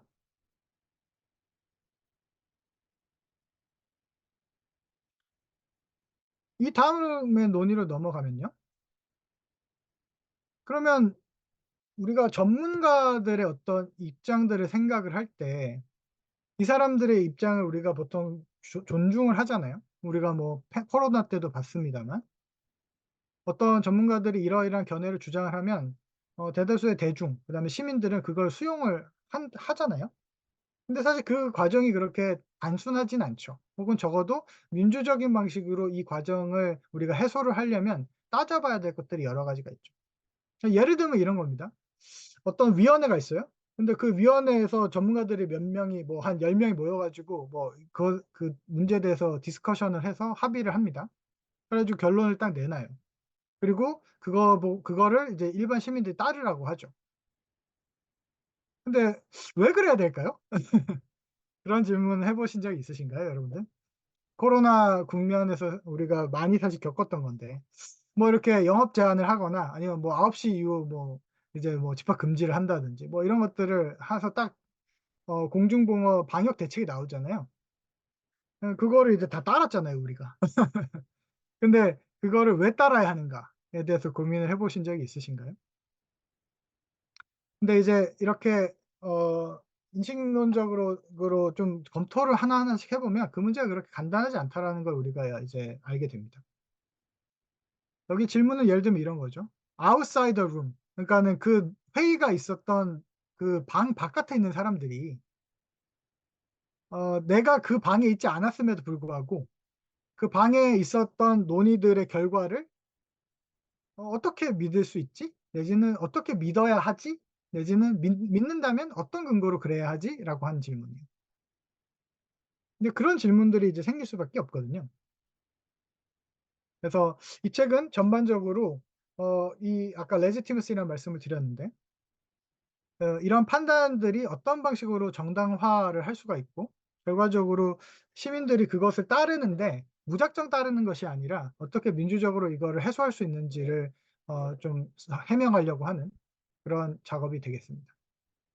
그래서 여기서 가장 요체만 말씀드리고 싶은 거는 뭐냐면 일단은 이 책 제목이 critical elitism이잖아요. 그러니까 엘리티즘이라는 말인즉슨 엘리트주의를 인정한다는 뜻이 됩니다. 그러니까는 무조건 지적인 차익은 다 부셔야 된다라고 이 사람은 주장하지 않아요. 그러니깐 expertise를 존중하는 거죠. 그래서 expertise라고 하는 건 존중을 하는데 대신 이 expertise를 어떤 방식으로 우리가 정당하게 쓸 수 있는가를 묻는 거죠. 그러려면 이 사람은 기본적으로 질문을 할 수 있어야 된다. 그리고 질문을 하고 조사를 하고 이 과정이 제도화되어 있어야 한다. 이렇게 얘기를 합니다. 그래서 그 과정에 대한 이제 논증들을 쭉 책을 전체를 통해서 하고 있는 것이죠. 그래서 요 부분 보시면 이게 이제 요지라고 할 수 있는데 그래서 질문의 핵심은 뭐냐면 시민이 그 전문가의 주장에 관해서 충분히 따져볼 수 있고 실제로 비판하고 그 주장에 대해서 영향력을 행사를 할 수 있느냐 없느냐에 따라서 이 전문 지식과 대중의 판단 사이에 상호관계가 만들어진다라고 얘기를 하는 그래서 여기서 중요한 키워드가 이 judgment인데요. 왜 그러냐면 많은 경우에 뭐 과학 기술학 문헌들도 그렇고 그다음에 이제 의료와 보건 의료와 관련되어 있는 정책 문헌에서도 그렇고 대부분은 시민이 어떻게 전문가를 통제할 수 있는가, 민주적으로 통제할 수 있는가 이 이슈들을 논의할 때는 대체적으로 참여를 많이 강조를 해요. 그래서 더 많이 위원회에 일반 시민들이 많이 들어가야 되고 그들의 목소리가 청취가 돼야 되고 이런 것들을 강조하거든요. 근데 이 사람은 무어라고 하는 사람은 어 참여 participation을 강조하지 않고요. judgment를 강조합니다. 그래서 이 사람 표현에 따르면 이게 이제 키워드인데 이 둘의 관계 그러니까 expertise하고 그 expertise 전문가의 전문 지식에 대한 대중의 판단을 생산적으로 이끌어낼 수 있는 중요한 키워드는 active citizen judgment다라는 거죠. 그러니까 시민이 참여하는 것이 아니라 판단할 수 있어야 되는데 그걸 액티브하게 할 수 있어야 된다라는 것이 이 둘의 관계를 생산적으로 만들어내는 핵심이 됩니다. 일단 그게 기본적인 아이디어의 핵심이라고 말씀을 드릴 수 있습니다. 나머지 이야기는 이제 그런 것들을 어떻게 좀 더 정교하게 논증하느냐와 관련돼 있는 이야기예요. 그래서 우리가 보통 권위라고 할 때 authority라고 하는 개념부터 하나씩 하나씩 점검을 하기 시작을 하는 거거든요. 그래서 전문가의 권위에 관한 민주적인 이 모델이라고 하는 거는 뭐냐? 그 판단을 하에 놓인 사람들의 그러니까 그 권위 하에 놓인 사람들의 판단을 반드시 수반을 한다라는 것이거든요. 그래서 이 권위에 대해서 내가 판단을 할 수 있어야 된다는 얘기를 하는 거죠.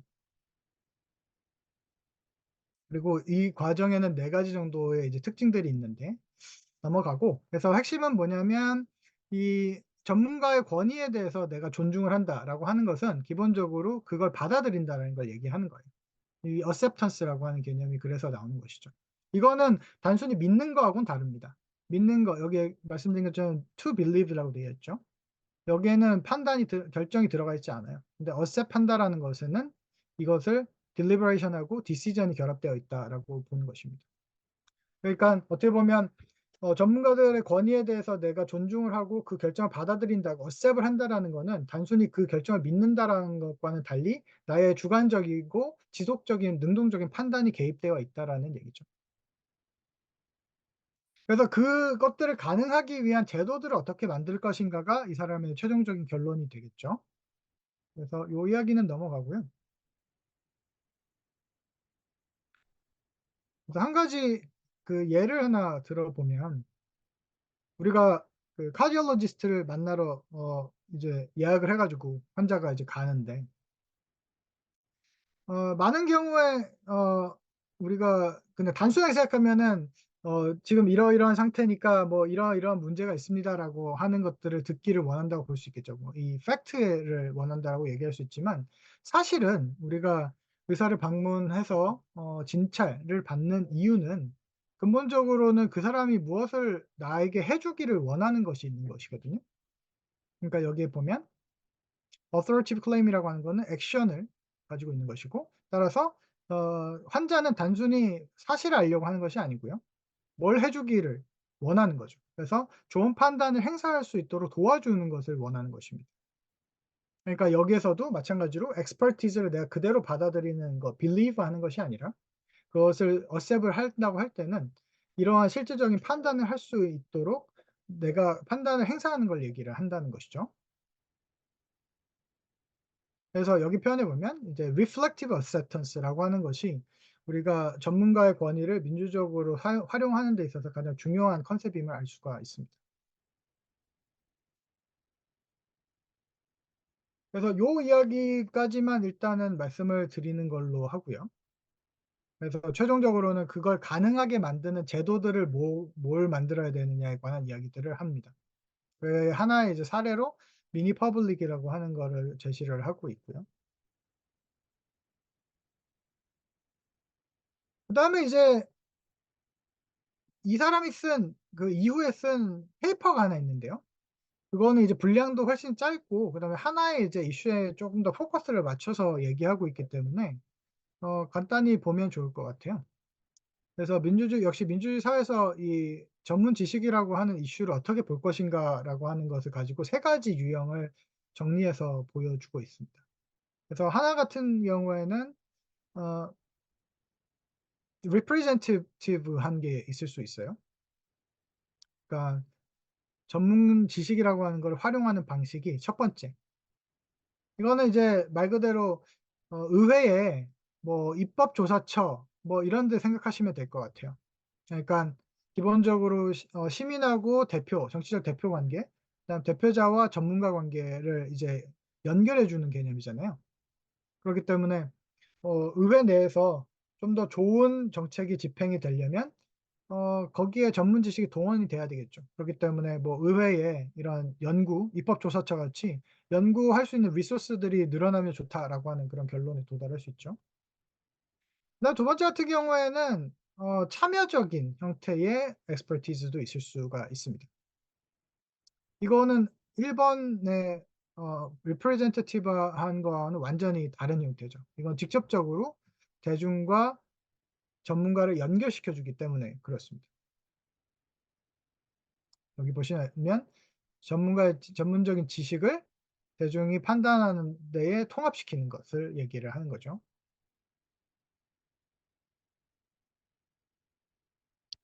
그다음에 세 번째는 associative라고 하는 게 있는데 결사체적인 형태의 전문 지식이 있을 수 있습니다. 이거는 2 번하고 되게 비슷한 것 같지만 다른데요. 왜 다르냐면 그러니까 대중하고 직접적으로 소통한다라고 하는 차원에서 다를 수 있지만 2번 같은 경우는 제가 아까 말씀드렸던 미니 퍼블릭 같은 형태의 제도를 얘기하는 것이고 3번 같은 경우에는 우리가 쉽게 생각할 수 있는 시민사회 단체, 그다음에 이제 뭐 어드보커시 그룹, 뭐 사회 운동 이런 것들을 통해서 이제 자신들의 입장을 관철하는 활동에 전문 지식이 활용되는 경우를 얘기하는 거죠. 그래서 뭐 제일 대표적인 사례는 이제 뭐 에이즈 활동가 같은 경우를 얘기할 수가 있습니다. HIV 에이즈의 역사를 아시는 분들은 뭐 충분히 짐작을 하실 수 있지만 이 에이즈라고 하는 특정한 질병이 실제 질병으로 인정받기까지의 과정은 굉장히 광범위한 형태의 사회 운동이 있었기 때문에 가능했거든요. 그래서 자신의 특정한 목적과 이해관계에 맞게 이 전문 지식을 활용할 때 그걸 associative라고 얘기를 하는 거죠. 그래서 로저 필키 주니어라고 하는 사람의 작업과 비교를 해 가지고 연결시켜 보면 저희가 뭐 2년 전에 직접 불러서 톡도 한 적이 있었는데 뭐 이 사람에 따르면 그 정책기관에서 사이언티스트들이 할 수 있는 롤이 한 4 가지가 있다라고 이렇게 유형화를 해요. 타이포로지를 만들어요.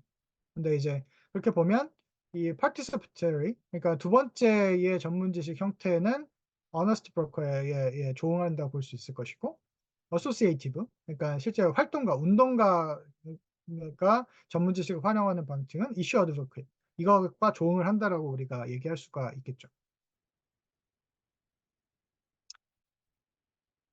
여기까지 일단 말씀을 드리고 이제 마지막 이슈로 넘어가도록 하겠습니다. 두 번째는 이제 근거의 문제인데요.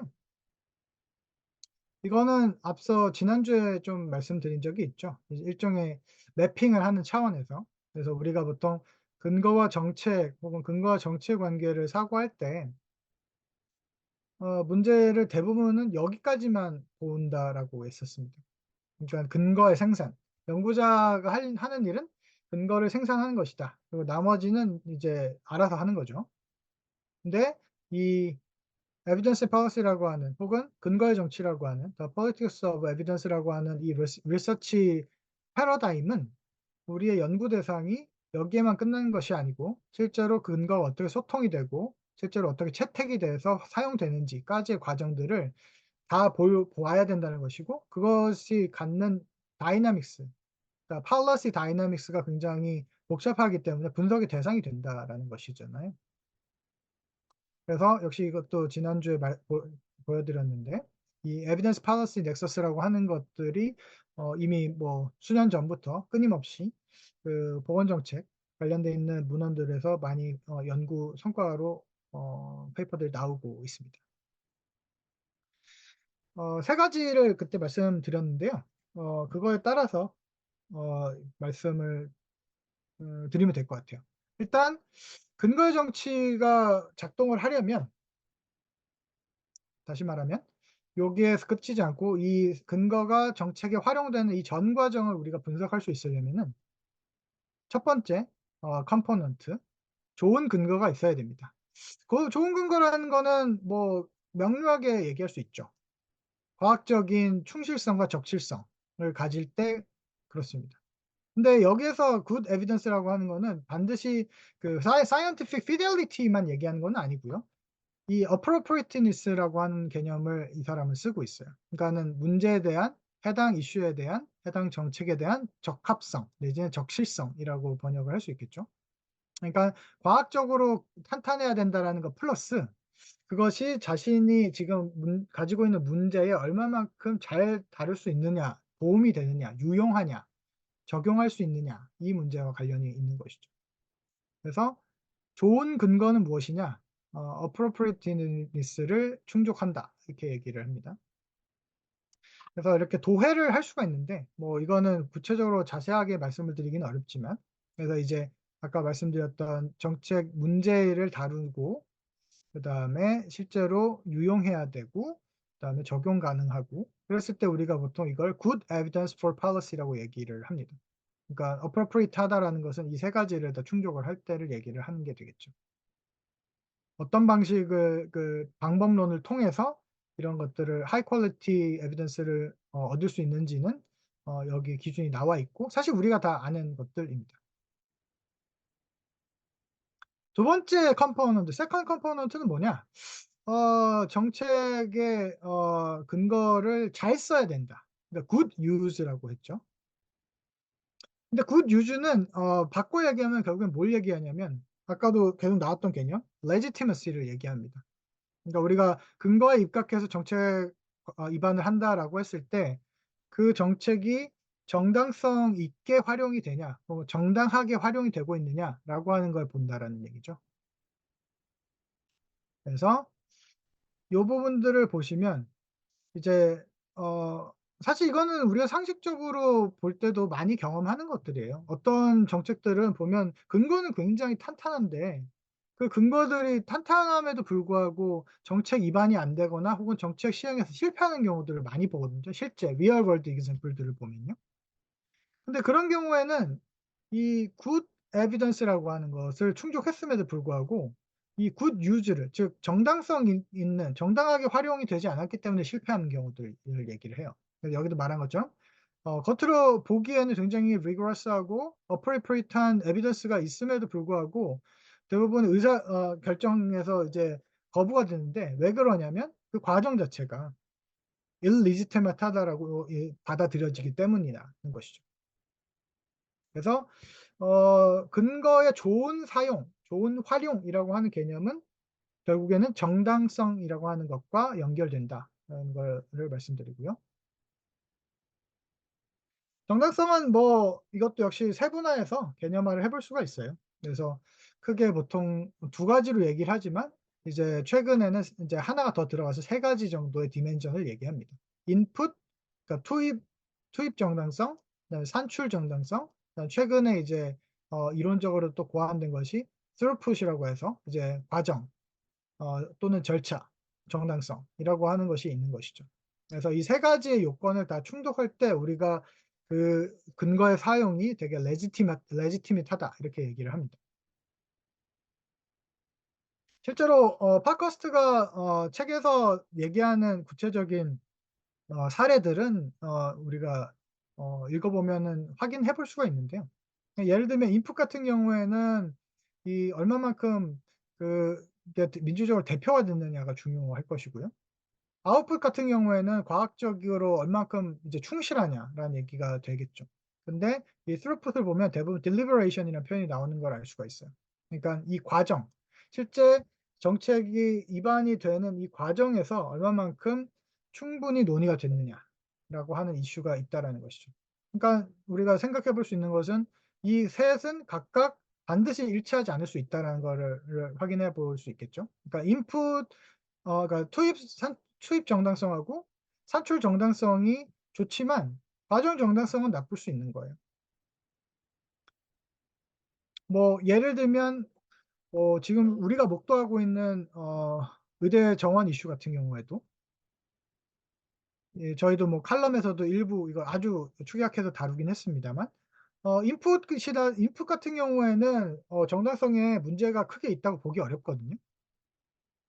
그렇지만 아웃풋 이제 그 과학적인 충실성이 얼마만큼 있었는지라든지 아니면 그 정책을 개혁을 추진하는 과정에서 얼마만큼 정당하게 그것들을 활용을 했는지 이런 이슈들을 보면 지금 현재 의대 정원 이슈는 이 기준에서는 적어도 인풋을 제외한 throughput하고 아웃풋에서는 미달한다라고 얘기할 수 있을 겁니다. 마지막은 거버넌스 얘기인데요. 이거는 아주 단순하게 얘기하면 앞에서 얘기했던 근거의 좋은 사용 혹은 근거를 잘 사용한다라는 게 무엇이냐를 제도화하는 걸 얘기하는 겁니다. 거버넌스는 결국에는 무언가를 패턴화 시킨다라는 것이기 때문에 결과적으로는 institutionalize 한다라는 얘기와 등치라고 볼 수 있겠죠. 그래서 좋은 활용하는 이 방식들을 어떻게 제도적으로 만들어서 누가 오더라도 아니면 뭐 이후에 시간이 많이 지나더라도 계속해서 그대로 작동하고 굴러갈 수 있도록 만드는 작업이 되겠죠. 제도화에 관한 것입니다, 거버넌스는. 근데 이것도 모든 그 디멘전에 다 적용될 수 있어요. 근거를 창출할 때, 근거를 선별할 때, 근거를 해석할 때 다 이 거버넌스가 굿 거버넌스일 때 우리가 이 세 번째 요건을 충족한다고 얘기할 수 있습니다. 그래서 이것도 하나하나 이 차례차례 얘기를 하고 있어요. 그래서 예를 들어서 근거를 처음에 창출할 때 근거를 형성하는 과정. 그래서 어떠한 바이어스가 있을 수 있는지 그다음에 그것에 해당하는 사례는 무엇인지 이런 것들을 쭉 이 사람이 리스트업을 하고 있습니다. 그래서 요 내용들은 우리가 찬찬히 좀 살펴보면 내용들을 이해할 수 있을 거고요. 그러니까 뭐 예를 들면 이것도 사실은 쪼끔 더 들어가면 바이어스가 두 가지 바이어스에 관한 설명들도 필요한데 테크니컬 바이어스나 이슈 바이어스에 대한 설명이 필요한데 일단 차치하고 이 근거를 선별하는 데 있어서 예를 들면 뭐 이렇게 체리 피킹하는 것들 있잖아요. 데이터를 선별적으로 갖다 쓰는 거. 뭐 이런 것들은 당연히 문제가 있잖아요. 그러니까 이런 문제들을 어떤 식으로 제도화를 통해서 방지를 하거나 적어도 미니마이즈 할 수 있는가. 이런 이야기들을 쭉 하는 거죠. 뭐 영국의 나이스 같은 것들 뭐 이런 사례들 얘기하기도 하고 그다음에 이제 전문가 자문위원회라든지 테크니컬 워킹 그룹이라든지 뭐 이런 이야기들을 하는 것들이 다 이제 그런 식의 제도적인 대안들을 이제 제시하는 그 예에 해당이 되는 겁니다. 그래서 최종적으로 이제 정리를 해야 되는데요. 최종적으로 보면 이 굿 거버넌스라고 하는 것이 총 이렇게 음 8 가지의 덕목들을 통해서 이제 결정이 된다라고 이 사람이 이제 정리를 최종적으로 한 것이고요. 사실 시간이 조금 있으면은 요 얘기를 간단하게 짚어볼 수 있을 것 같긴 한데 일단 이거는 디스커션 시간으로 넘기도록 하겠습니다. 지금까지 얘기했던 걸 토대로 해 가지고 우리가 이 제2차 건보 종합계획이라고 하는 것들을 어떤 식으로 좀 검토를 해볼 수 있는가에 관한 이야기들인데 이걸 굳이 넣은 이유는 저희가 뭐 건정심이나 보정심이나 그다음에 지금 얘기되고 있는 뭐 필수 의료 정책 패키지 얘기를 할 수도 있는데 그 비슷한 시기에 나온 요 건보 계획에 대해서는 너무 얘기가 없는 것 같아서 일부러 좀 넣어 봤습니다. 그래서 고 이야기들은 이제 나중에 디스커션 때 하는 걸로 하고요. 마치겠습니다. 역시나 이제 세 줄을 가장한 이제 세 문단 요약을 해 보면 우리가 기본적으로 마지막에 '어떻게 할 것인가.'라고 하는 거를 이론적 제도적인 대안들을 얼터너티브들을 고민해 보는 시간이 오늘이었는데 제가 첫 번째로 말씀드렸던 거는 어 better health reform이라고 하는 거. 이걸 하려면 일단 정치 사회적 조건들을 따져 봐야 된다. 그 얘기를 드렸고요. 그 얘기 없이 보통은 거의 모든 한국에서 모든 논의들은 이 조건들에 대한 논의가 빠져 있습니다. 그리고 네 가지 이론적 자원들을 통해서 뭐 개혁 정치 그다음에 집단 이론 그다음에 이익 집단의 주식적 생애 뭐 이런 연구들이 구체적으로 우리가 해야 되는 연구들이 된다라는 사례를 들었고요. 두 번째 그래서 제도 디자인을 하려면 어떤 논점들이 있겠느냐 두 가지로 나눠서 말씀을 드렸습니다. 첫 번째는 expertise 그래서 democratic use of expertise 이렇게 말씀을 드렸죠.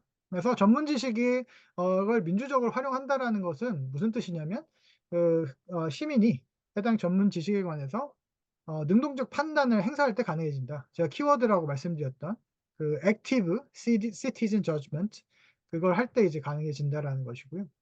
당연히 이제 그것을 가능하게 하는 제도적인 뒷받침이 있어야 되겠죠. 그래서 institutional innovation 이야기가 있었고 뭐 오늘은 충분히 말씀은 못 드렸지만 그 미니 퍼블릭과 같은 형태의 그런 시민 민주주의적인 요소를 충족하는 여러 제도적인 아이디어들이 있습니다. 그것들을 우리가 검토를 해 봐야 된다라는 것이고요. 그다음에 그 제도 디자인과 관련된 또 다른 필러, 또 다른 축은 이른바 근거의 정치를 말씀드렸습니다. 어 계속해서 개요를 를 말씀드리는 것처럼 그 세 가지. 좋은 근거, 그다음에 근거의 좋은 사용, 그다음에 근거에 대한 좋은 거버넌스. 그래서 요 세 가지 크리테리아를 충족을 할 때 우리가 더 나은 보건 의료 개혁을 이제 추진을 할 수 있는 그 인스티튜셔널 디자인에 관해서 말을 할 수 있게 되겠죠. 네. 긴 시간 경청해 주셔서 감사합니다. 여기까지 발표 마치겠습니다.